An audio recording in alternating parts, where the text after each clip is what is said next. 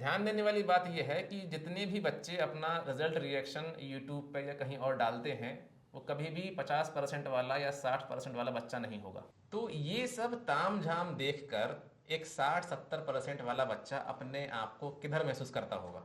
तो जब कोचिंग की होर्डिंग पूरे शहर में लगेगी, उस पर 91 92 दिखाओगे, तो इससे कोचिंग की नाक कट जाएगी उल्टा। बिल्कुल। मतलब जो पेरेंट्स बुलाए जाते हैं वो कभी भी उन बच्चों के नहीं होते हैं जिनका सिलेक्शन नहीं हुआ। वो शायद किसी के लिए इस दुनिया में एग्जिस्ट करता ही नहीं है जिसका सिलेक्शन नहीं हुआ। मतलब किसी को अगर फील करवाना हो कि वो गधा है, हाँ। ठीक है, उसका कोई इंपॉर्टेंस नहीं है, तो आपको ज़रूरी नहीं है कि आपको उसे पिन पॉइंट करके ये बोलना पड़े कि तू गधा है, लेकिन बिना कहे भी आप उसे ये इंडिकेशन दे देंगे कि तू गधा है। और जब उसका रिजल्ट खराब आता है या फिर एवरेज रिजल्ट आता है उसका, तो उसके बाद अगर कोई उससे आके ये कहे कि अरे नंबर मैटर नहीं करते, तो फिर ये बताओ, नंबर मैटर नहीं करते तो 4 साल से उसको बेवकूफ़ क्यों बना रहे थे? नहीं तो वो ये भी समझ चुका होता है कि उसकी जो ज़रूरत है इस सिस्टम में वो सिर्फ और सिर्फ फीस जमा करने के लिए है, इससे ज़्यादा उसकी कोई ज़रूरत नहीं है।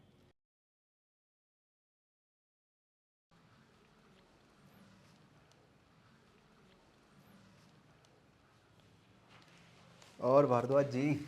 और क्या हाल चाल है? बढ़िया। रिजल्ट का माहौल चल रहा है। हाँ, मैं भी वही देख रहा था। अभी वही देख रहे हैं। तो मैंने सुना कुछ दिन पहले एमपी बोर्ड का रिजल्ट आया था। हाँ, आया था। उससे पहले यूपी बोर्ड का भी आया था। आया था। और उसी के करीब आसपास यूपीएससी का भी आया था।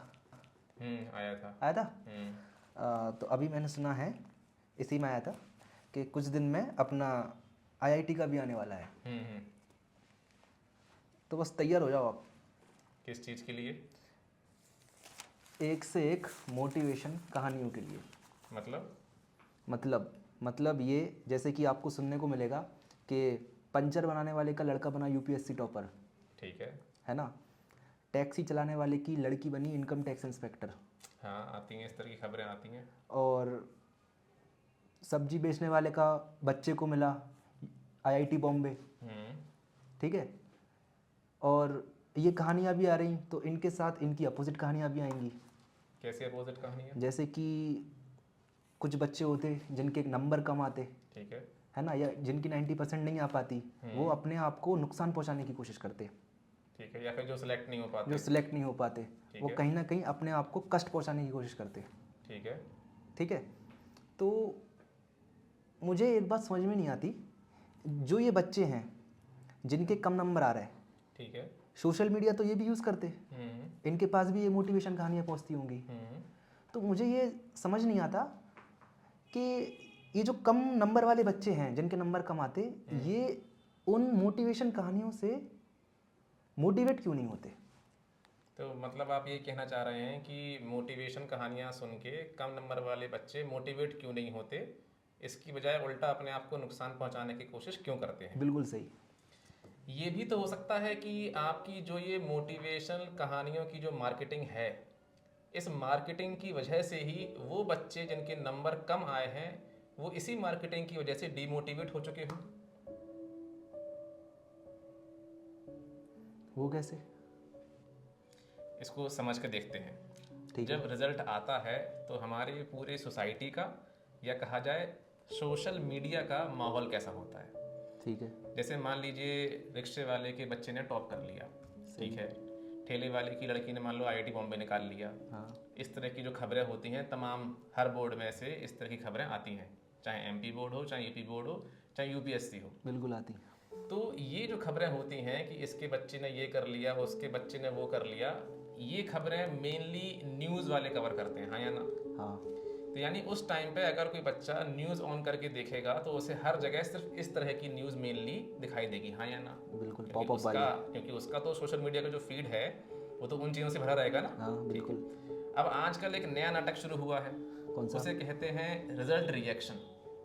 अच्छा। इसमें क्या होता है कि जिनको उम्मीद होती है, हाँ। ठीक है, कि उनका रिजल्ट अच्छा आ सकता है, हाँ। या बाकी लोग भी करते होंगे, तो क्या करते हैं, रिजल्ट देखने से पहले अपना कैमरा चालू कर लेते हैं। हाँ मैंने भी देखी है। वो मतलब रिएक्शन रिकॉर्ड करते हैं अपना हाँ। कैमरा लगा के ट्राइपॉड पे। अपने पेरेंट्स का रिएक्शन रिकॉर्ड करेंगे, अपना खुद का रिएक्शन रिकॉर्ड करेंगे और रिजल्ट खोलते जाएंगे अपना, और अपना कुल मिला के रिएक्शन कैमरे में रिकॉर्ड हो रहा है। ठीक है, अब जब कैमरा लगा होता है तो बच्चा भी कुछ ज़्यादा ही खुशी दिखाता है। बिल्कुल। ठीक है, और उसके जो पेरेंट्स होते हैं वो भी कुछ ज़्यादा ही चिल्लाते हैं। हाँ। अब ध्यान देने वाली बात यह है कि जितने भी बच्चे अपना रिजल्ट रिएक्शन यूट्यूब पे या कहीं और डालते हैं, वो कभी भी 50% वाला या 60% वाला बच्चा नहीं होगा। नहीं होता। वो सारे के सारे वही होंगे जिनका भैया 90% से ऊपर आए होंगे। मोस्टली टॉपर वाली लाइन। टॉपर वाली लाइन जो होगी। और जितने मैंने देखे वो सब के सब मान लीजिए कि 94% से ऊपर वाले ही थे। हाँ। ठीक है, ये बात तो हो गई कि रिजल्ट रिएक्शन जब वो देखेगा बच्चा अपनी सोशल मीडिया के फीड में, तो उसे वहां पे क्या दिखाई पड़ेगा कि सबके लगभग कैसे आ रहे हैं, 90% से ऊपर ही हैं, इवन 94% वाले ही मतलब ओवरऑल सिलेक्टेड हैं जो कुल मिला के टॉपर से हर जगह। ठीक है, उनके पेरेंट्स का रिएक्शन दुनिया सेलिब्रेट कर रही है। ठीक है, अब बात करते हैं कोचिंग वालों की। तो जब रिजल्ट आता है तो कोचिंग वाले क्या करेंगे, जो टॉपर होंगे उनको बकायदा स्टेज पे बुलाएंगे, उनको माला पहनाएंगे, उनके संग फोटो खिंचाएंगे टीचर्स के साथ, अवार्ड देंगे उनको, और उनकी फोटो जो है वो पूरे एकदम शहर के हर चौराहे पे बड़ी बड़ी होर्डिंग्स में चिपका देंगे। ठीक है, उसके बाद जो और बड़ी बड़ी कोचिंगें हैं, जो भैया जैसे कि फिजिक्स वाला हो गई, अन अकेडमी हो गई, तो ये और भयंकर तरीके से उसको सेलिब्रेट करेंगे। बड़े बड़े सेलिब्रिटीज को बुलाएंगे। ठीक है, वैसे समय रैना को बुला लिया या किसी और बड़े कॉमेडियन को बुला लिया। ठीक है, और उसके बाद फिर वो टॉपर्स की सक्सेस को सेलिब्रेट करते हैं। ठीक है, तो ये सब तामझाम देखकर एक 60-70% वाला बच्चा अपने आप को किधर महसूस करता होगा, मतलब लोअर महसूस करता होगा। हाँ, अपने आप को नीचा महसूस करता होगा। ठीक है, मतलब 60-70% वाले की तो आप बात भूल जाओ। अपने यहाँ एक कोटा की बहुत नामी ग्रामी कोचिंग की एक ब्रांच है। ठीक है, उसका नाम नहीं लूंगा। ठीक है, तो मतलब उन्होंने इस बार जब रिजल्ट आया सीबीएसई बोर्ड का, तो उन्होंने 91 और 92% वाले जो बच्चे थे जिनके मैथ में या साइंस में मतलब 91-92 आए हैं, उनकी होर्डिंग में फोटो छापने से ही मना कर दिया। 91 की होर्डिंग छापने से मना कर दिया। 91 और 92 वालों की तो उनने फोटो छापने से मना कर दिया, क्योंकि उनके हिसाब से टॉपर का मतलब 91 या 92 नहीं होता है। उनका मतलब होता है टॉपर से 98 या 99 या फिर 100 में 100। ठीक है, क्योंकि उनका जो कंपटीशन है वो बाकी दूसरी कोचिंग वालों से है। वो छाप रहे हैं 98, 99 और आप छाप रहे हैं मान लीजिए 91, 92। तो जब कोचिंग की होर्डिंग पूरे शहर में लगेगी, उस पर 91, 92 दिखाओगे तो इससे कोचिंग की नाक कट जाएगी उल्टा। बिल्कुल, बदनामी हो जाएगी। तो मतलब समझो क्या हो रहा है कि इन कोचिंग वालों की मार्केटिंग के चक्कर में एक 91 या 92% वाला भी अपने आप को डिप्रेस फील कर सकता है। वो ये सोच सकता है कि अगर थोड़ा सा और पढ़ लेता या थोड़ा और नंबर आ जाते तो मेरी फोटो भी छप जाती। बिल्कुल छप जाती। अब जो और बड़ी बड़ी कोचिंग वाले होते हैं वो उन सभी सिलेक्टेड बच्चों को बुलाते हैं जिनके नंबर अच्छे आते हैं, उनके पेरेंट्स को बुलाते हैं, सम्मान समारोह करते हैं उनका बकायदा, और उसकी लाइव स्ट्रीमिंग भी करते हैं यूट्यूब पे। ठीक है, अवार्ड देते हैं। लेकिन सोचने वाली बात यह है कि उस दिन जब ये लाइव स्ट्रीमिंग, ये सम्मान समारोह चल रहा होता है, उस दिन वो 60% वाला बच्चा या फिर जिसका सिलेक्शन नहीं हुआ वो बच्चा कहाँ पे होता है? कहीं कोने में। वो होता है ऑडियंस में, नीचे। ठीक है, मतलब जो पेरेंट्स बुलाए जाते हैं वो कभी भी उन बच्चों के नहीं होते हैं जिनका सिलेक्शन नहीं हुआ। नहीं होते। सिर्फ उन्हीं के पेरेंट्स को बुलाया जाएगा जिनका सिलेक्शन हो गया है। बिल्कुल। मतलब अब आप ये सोचो कि जो बच्चा वो ऑडियंस में बैठा है उसे तो यही लग रहा है ना कि इन्हीं के पेरेंट्स के इमोशनल रिएक्शन का मतलब है, इन्हीं के पेरेंट्स के इमोशंस का मतलब इम्पोर्टेंस है। बिल्कुल। उसके फीलिंग्स का, उसके पेरेंट्स के इमोशंस की फीलिंग का कोई वैल्यू नहीं है उसकी। तो हमें ये सब सोचना होगा कि भाई इतना जो भयानक हम सेलिब्रेट कर रहे हैं टॉपर्स को और सक्सेस को और सिलेक्टेड बच्चों को, इससे एक नॉर्मल बच्चे के मन के ऊपर क्या असर होगा? जाहिर सी बात है, बुरा होगा। मतलब बुरा ही होगा। एग्जैक्टली बुरा होगा, डेफिनेटली बुरा होगा। ठीक है, तो मतलब आप ये कहना चाह रहे हैं कि जिन बच्चों को सफलता मिली है वो अपनी खुशी सेलिब्रेट ही ना करें? नहीं, सेलिब्रेट ना करें मैं ये नहीं कह रहा हूं। खुशी को सेलिब्रेट करना एक अलग बात है और खुशी को दिखा के सेलिब्रेट करना ये दूसरी बात है। दोनों बातों में जमीन आसमान का अंतर है। Point to be noted your honour. खुशी मनाने के लिए तो आप अकेले में भी खुशी मना सकते थे, लेकिन दिखा के खुशी मनाना ये अलग चीज है। अब ये सारी जो फीड होती है बच्चों के सोशल मीडिया पे आता रहता है कि भाई यहाँ पे ये सेलिब्रेट किया गया, वहाँ पे वो सेलिब्रेट किया गया, इसकी टॉपर की कहानी, अपने ही कोचिंग के जो बच्चे हैं उनकी कहानियाँ, ठीक है। इसी बीच में कहीं कहीं पे ऐसी भी कहानियाँ मिलेंगी आपको कि भाई किसी बच्चे ने कूद के अपने आप को ख़त्म करने की कोशिश करी, कहीं पे किसी दूसरे बच्चे ने अपने आप को नुकसान पहुंचाने की कोशिश करी। और जब इस तरह की खबरें आती हैं तो लोग फिर अपना ज्ञान देना शुरू करते हैं। अरे एक से एक ज्ञान क्या देना शुरू करते हैं कि अरे छात्रों के ऊपर बड़ा दबाव है, छात्र को या छात्रों को ऐसा नहीं करना चाहिए, a single piece of paper can not decide your future, success जो होती है वो एग्जाम से डिसाइड नहीं होती है, और वगैरह वगैरह। इस तरह के जो ज्ञान है वो दिया जाता है। Pain is only temporary but victory is forever. हाँ ठीक है। तो आप लेकिन मुझे ये बताओ कि एक बच्चा जो कि एवरेज है, पढ़ाई लिखाई में एवरेज है, वो एवरेज या फिर कम नंबर आने पे डिप्रेस फील क्यों ना करे? ऐसा माहौल मिलेगा तो जरूर करेगा।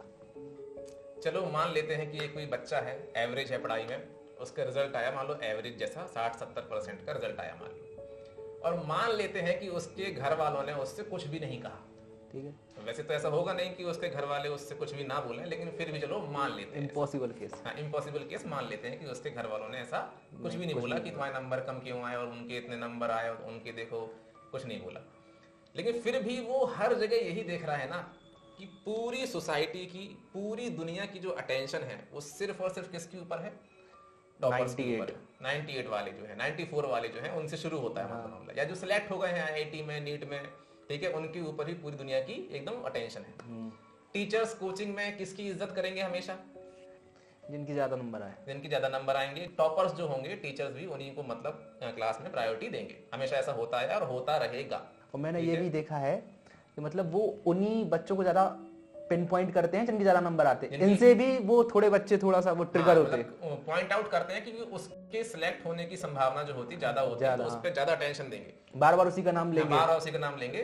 बाकी बच्चे हैं या नहीं है उससे उन्हें फर्क नहीं पड़ता, ठीक है, लेकिन वो होना चाहिए क्लास में, वो होना चाहिए, ठीक है। अब अगर एक बच्चा ये देख रहा है हर जगह कि पूरी दुनिया में सिर्फ उसी की इज्जत है जिसने या तो अच्छे नंबर लाए हो या फिर जिसने कुछ एग्जाम निकाल लिया हो, IIT, नीट, UPSC कुछ निकाल लिया हो, मतलब वो ये देखता है चारों तरफ, भले ही उससे कोई कुछ नहीं कह रहा है, किसी ने उसे डांटा नहीं कि का नंबर क्यों आए या सिलेक्ट क्यों नहीं हुए, मान लेते हैं कि नहीं कहा, लेकिन फिर भी वो ये देख रहा है कि उसके इस दुनिया में होने से या फिर ना होने से किसी को कोई फर्क नहीं पड़ता। वो शायद किसी के लिए इस दुनिया में एग्जिस्ट करता ही नहीं है जिसका सिलेक्शन नहीं हुआ।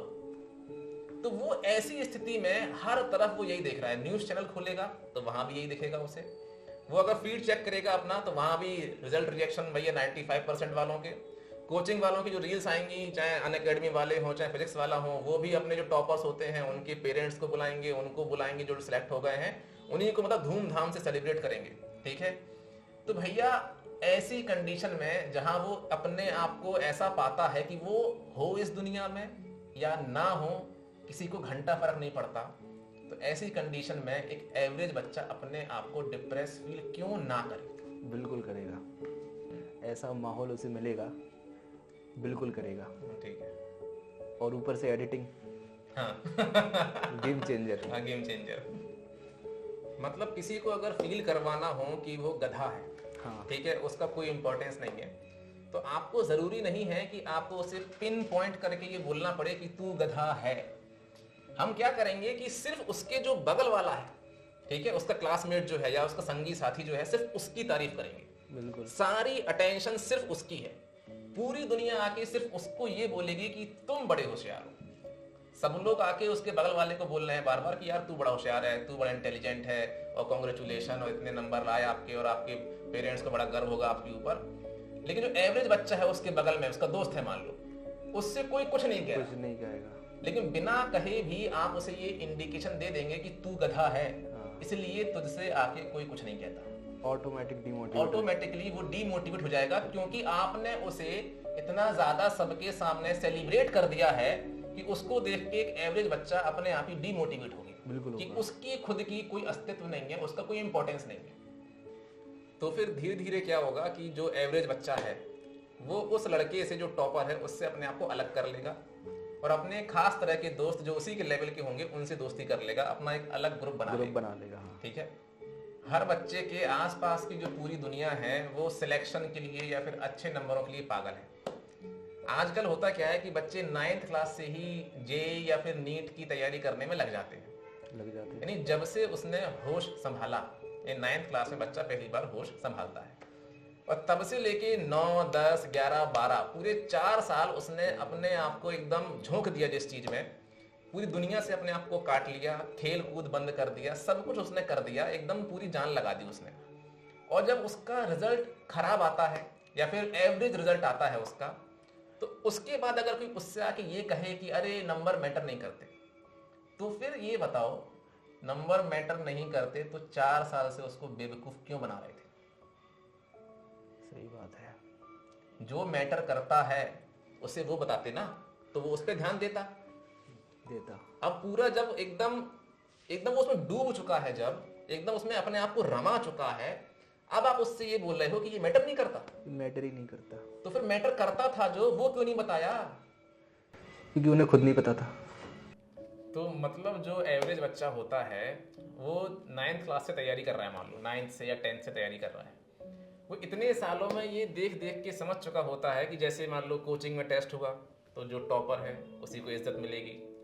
टीचर जब किसी को मोटिवेशन देने के लिए क्लास में बुलाते हैं तो जो पुराने बच्चे सिलेक्ट हो चुके होते हैं उनको ही बुलाते हैं। ठीक है। जब इमोशनल रिएक्शन दिखाते हैं किसी पेरेंट्स का तो वो उन्हीं बच्चों के पेरेंट्स होंगे जो कि सिलेक्ट हो चुके हैं। ठीक है। तो भले उस एवरेज बच्चे से किसी ने ये नहीं कहा कि तुम्हें जीने का अधिकार नहीं है, लेकिन इनडायरेक्टली वो ये बात समझ चुका होता है कि अगर उसे इस दुनिया में इज्जत के साथ जीना है तो उसे ऐसा ही कोई अचीवमेंट करना होगा। ठीक है। नहीं तो वो ये भी समझ चुका होता है कि उसकी जो ज़रूरत है इस सिस्टम में वो सिर्फ और सिर्फ फीस जमा करने के लिए है, इससे ज़्यादा उसकी कोई ज़रूरत नहीं है। अगर कोचिंग वालों का या किसी का भी बस चले ना तो वो इनसे पैसे ले ले और इनको लात मार के बाहर भगा दे। हाँ, कि बस हो गया तुम्हारा। हाँ, इसका हो गया। और इनके लिए व्यवस्था की गई है अलग से कि जो होशियार बच्चे होते हैं उनके लिए बनाते हैं रैंकर्स बैच। फीस तो वो भी दे रहा है और फीस तो वो भी दे रहा है, तो उनका बैच अलग क्यों? ठीक है। और बाकी बच्चे उन्हें भगा नहीं सकते क्योंकि वो पैसे दे रहा है, लेकिन वो चाहते यही है, तो उसके लिए उन्होंने अलग बैच बना दिया है जो एवरेज बच्चों का आईक्यू कम है, जिनका आईक्यू कम है, जो कम होशियार है, जो एक तरह से उनके हिसाब से जो गधे हैं, तो उनके हिसाब से इनकी सिर्फ इतनी ही अहमियत है। ठीक है। और ऐसे बच्चे जो इतने सालों से तैयारी में लगे हुए हैं, 9, 10, 11, 12, उन्हें अपनी ज़िंदगी का बहुत बड़ा हिस्सा कोचिंगों में खपा दिया, पढ़ाई लिखाई में खर्च कर दिया। और कोचिंग से पहले भी वो स्कूल में पढ़ रहे थे और उसके पहले भी कोचिंग में पढ़ रहे होंगे कहीं ना कहीं। आजकल ये ट्रेंड है कि छोटी क्लास से बच्चा कोचिंग पढ़ता है, यानी कि स्कूल के 6-7 घंटे बचपन से लेके पूरा, और ये 3-4 साल उसने अपनी कोचिंग में खपा दिए। ना खेला, ना कूदा, ना कोई स्किल डेवलप करी, कुछ नहीं किया, बस अपने आप को पूरा उसमें इन्वेस्ट कर दिया, केवल पढ़ाई। उसका अगर आप फीड चेक करोगे ना तो उसका जो फीड होता है पढ़ाई से भरा रहता है, पढ़ाई के वीडियो से भरा होता है। वो टॉपर्स के जो मोटिवेशनल वीडियो होते हैं, जो आईआईटी पहुंच चुके हैं या मेडिकल कॉलेज में पहुंच चुके हैं, उनकी जो कॉलेज लाइफ होती है, कैंपस लाइफ जो होती है, वो उसको ही देखता रहता है। वो ये ख्याल बनाता है कि जब मैं पहुंचूंगा आईआईटी में या मेडिकल में तो मैं भी ऐसी जिंदगी जीऊंगा। ठीक है। अब अगर कोई अपने आप को इतने सालों तक इतना इन्वेस्ट कर चुका है और उसके बाद अगर उसका रिजल्ट मान लीजिए एवरेज आया या सिलेक्शन नहीं हुआ, और फिर आप उससे ये बोलो कि सिलेक्शन मैटर नहीं करता, नंबर मैटर नहीं करते, तो जो मैटर करता है वो बात आपने उसको पहले क्यों नहीं बताई? उन्हें खुद नहीं पता। हाँ, वो स्टार्टिंग से ही फिर उसी पे फोकस करता ना, इस चक्कर में वो पढ़ता ही नहीं। अगर ये सब मैटर करता नहीं है तो एक्चुअल में मैटर करता क्या है? देखो, एक बात तो तय कि तुम जिंदगी में कुछ भी करने की कोशिश कर लो, चाहे नंबर लाने की कोशिश कर लो, चाहे लड़की पटाने की कोशिश कर लो, चाहे पैसा कमाने की कोशिश कर लो, कुछ भी कर लो, सरकारी नौकरी की कोशिश कर लो, कुछ भी कर लो, सबका एक ही पर्पस होता है, खुशी, सुख, हाँ या ना। हाँ। और खुशी और सुख का तुम्हारे 95% से या तुम्हारी सरकारी नौकरी से या तुम्हारे पैसे से कोई संबंध नहीं है। ठीक है। उनकी खुशी डिपेंड ही उसी पे है, मतलब उनकी खुशी कनेक्ट ही इसी से, अगर 95% आएगी तभी वो खुश होंगे। या फिर सरकारी नौकरी लग जाएगी या आईआईटी निकाल लेंगे तब जाकर एक्चुअल में उनकी खुशी वही तो है। खुशी उससे जोड़ रखी हो। हाँ। ठीक है। दुनिया में सुखी होने के लिए या खुश होने के लिए सिर्फ एक चीज चाहिए होती है, बोलो क्या? क्या? बुद्धि की स्थिरता, या कहा जाए मन की स्थिरता। बिना इसके दुनिया में आप कुछ भी कर लो, अभी मैं आपको एग्जाम्पल दूंगा, आप तुरंत समझ जाओगे। बिना बुद्धि की स्थिरता के, बिना मन की स्थिरता के आपकी सारी की सारी सांसारिक जितने भी आपने फिजिकली चीज़ें अचीव की हैं, चाहे सरकारी नौकरी, चाहे आपने आईआईटी निकाला हो, चाहे आपने कुछ भी किया हो, बिना बुद्धि की स्थिरता के आप जिंदगी में कभी सुखी हो ही नहीं सकते। अब मैं आपको एग्जाम्पल देके समझाता हूँ। ठीक है। मेरे पास एक आईपीएस ऑफिसर का फ़ोन आया।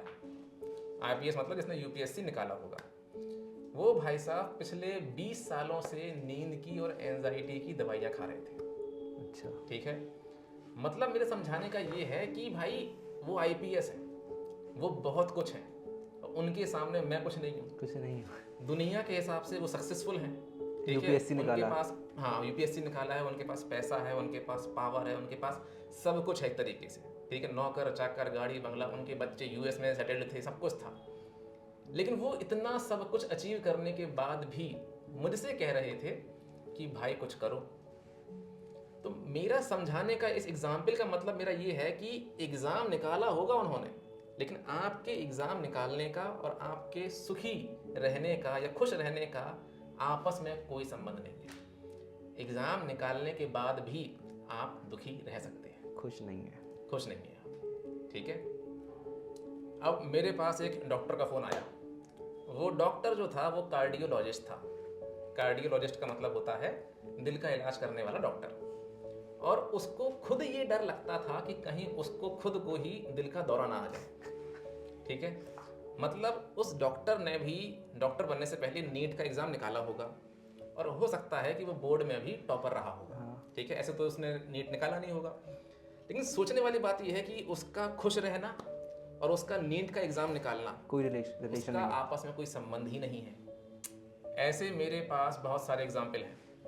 कई बार तो बच्चे आईआईटी में या फिर मेडिकल कॉलेज में पढ़ रहे होते हैं और उसके बाद फिर वो कांटेक्ट करते हैं कि उनको भाई एंजाइटी है, डिप्रेशन है, वो दुखी हैं, फ्रस्ट्रेट हैं। तो सोचने वाली बात ये है कि उन्होंने आईआईटी निकाल लिया, नीट निकाल लिया, लेकिन उन्हें ज़रूरत पड़ रही है अपने आप को संभालने की।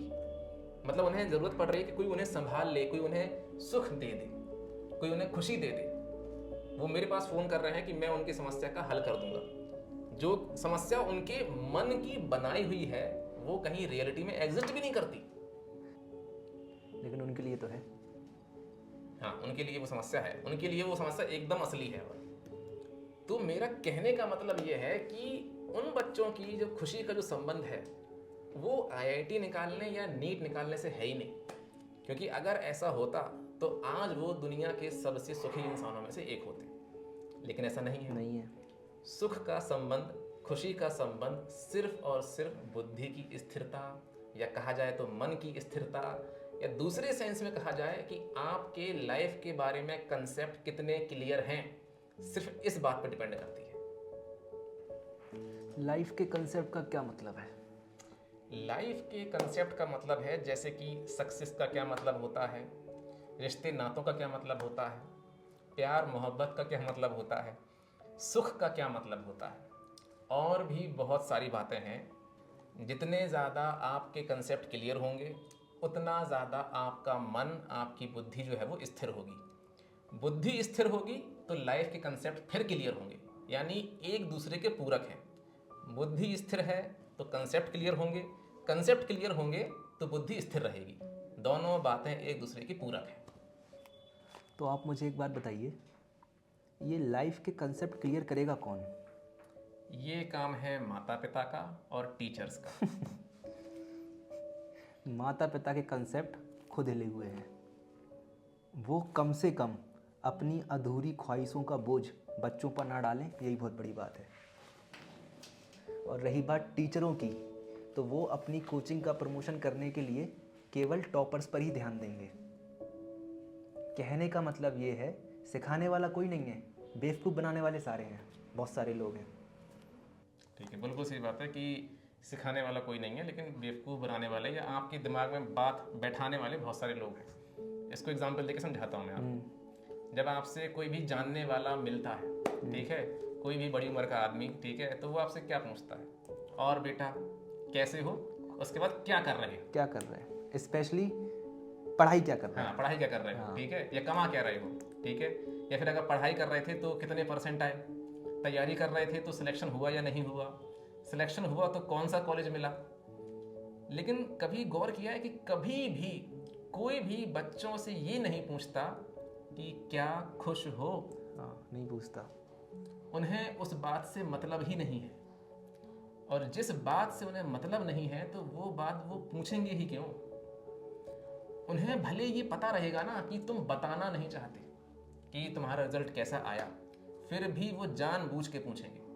कई बार तो पहले से ही पता होता है कि रिजल्ट अच्छा नहीं आया है, फिर भी पूछेंगे। और ऐसा इसलिए नहीं है कि उन्हें तुम्हारे रिजल्ट की बहुत चिंता है, वो सिर्फ ये जानना चाहते हैं कि तुम उनके काम के आदमी हो या नहीं हो।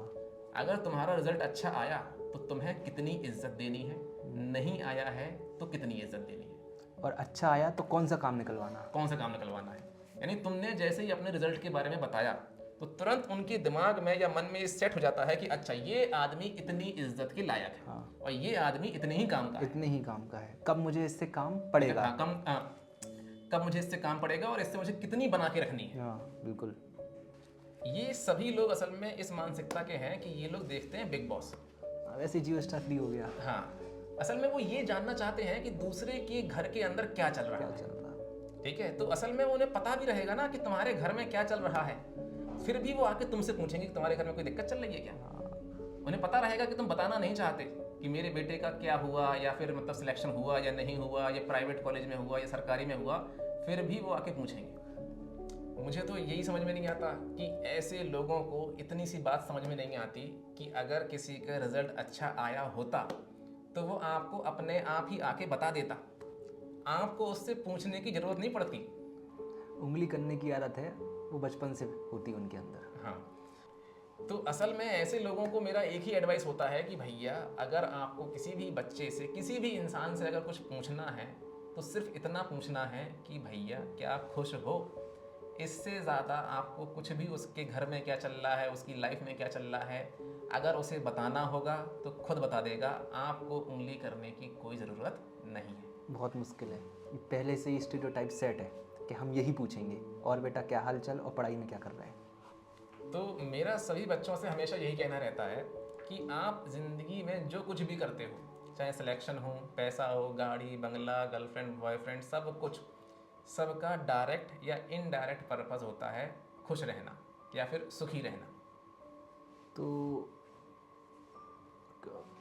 आप ये कहना चाह रहे हैं जो ये पैसा है, पढ़ाई है, फैमिली है, गर्लफ्रेंड है, बॉयफ्रेंड है, ये सब मैटर नहीं करता, इंपॉर्टेंट नहीं है ये सब। मतलब मैं ये नहीं कह रहा कि ये सब इंपॉर्टेंट है ही नहीं, मतलब मैं आपको एग्जांपल देके समझाता हूँ। जैसे हम सब लोग इंसान हैं, ठीक है, तो हम लोग इंसान हैं इसलिए हमारे लिए कपड़े पहनना ज़रूरी है। बिल्कुल है, ये इंसान है तो कपड़े तो पहनेंगे ना, सर्दी से बचाना है, गर्मी से बचाना है, अपने आप को बचा के रखना है, तो कपड़े पहनना हमारे लिए ज़रूरी है। लेकिन क्या इसका मतलब ये है कि हम कपड़े पहनने के लिए ही पैदा हुए हैं? नहीं, फिर हम असल में खुश रहने के लिए पैदा हुए हैं। ये सारी चीज़ें, गर्लफ्रेंड बॉयफ्रेंड, सिलेक्शन, अच्छे नंबर, गाड़ी बंगला, सेक्स, कुछ भी हो, इन सब का एक ही पर्पस है, खुश रहना। ठीक है। लेकिन बच्चों को अगर आप ये बताओगे कि आपका उद्देश्य केवल खुश रहना है, तो वो अपने हिसाब से जिनसे उन्हें खुशी मिलती वो अपने तरीके ढूंढेंगे। जैसे किसी को पढ़ाई नहीं करनी, बहुत खुश होगा वो, ठीक है, उसके लिए पढ़ाई ना करना खुशी है। इंस्टाग्राम चलाना, इंस्टाग्राम पे अपनी पसंद की चीज़ें देखना, लड़कियों का डांस देखना, फ़ोन में पॉर्न देखना, ये उसके लिए खुशी है। कुल मिला के वो पढ़ाई के अलावा सब कुछ करेगा। ठीक है। तो इसमें कंफ्यूज होने की ज़रूरत नहीं है। हाँ, लेकिन बदकिस्मती ये है कि ये सारे कंफ्यूजन क्लियर करने का काम था माता पिता का और पेरेंट्स का। लेकिन पेरेंट्स को अगर मैं ये ज्ञान दूंगा कि उनके बच्चे का या उनकी खुद की ज़िंदगी का जो उद्देश्य है वो सिर्फ सुखी रहना है, खुश रहना है, तो उनको तक ये बातें समझ में नहीं आएंगी। पता ही नहीं है उन्हें। वो तो मतलब मौज मस्ती के चक्कर में माता पिता बन गए थे, ठीक है। नहीं तो ज़्यादातर पेरेंट्स जो हैं वो इस चीज़ को डिज़र्व नहीं करते, ठीक है। अब रही बात टीचर्स की, तो उनको तो अपनी कोचिंग का एडवर्टाइजमेंट करना है, वो तो अच्छे से अच्छा रिजल्ट निकालना चाहते हैं, तो वो तो उल्टा कंपटीशन को बढ़ाएंगे, बिल्कुल बढ़ाएंगे। वो उन्हीं को प्रमोट करेंगे, हर जगह उसी की फोटो लगाएंगे, हर जगह उसी को इज्जत देंगे जो उनके काम का है, जिससे उन्हें मैक्सिमम प्रॉफिट मिले, जिससे उन्हें प्रॉफिट मिलने वाला है। हाँ। तो आपके हिसाब से इसका समाधान क्या है? इसका समाधान ये है कि आपको बच्चों को सिखाने वाला कोई ना कोई चाहिए। कोई टीचर नहीं, गुरु। जब तक उनके पास गुरु का सही मार्गदर्शन नहीं होगा तब तक बच्चे इस दिखावे में जिंदगी भर पिसते रहेंगे। बच्चे हैं तो पढ़ाई में पिसेंगे, बड़े होने के बाद किसी और चीज़ में पिसेंगे, लेकिन पिसेंगे ज़रूर।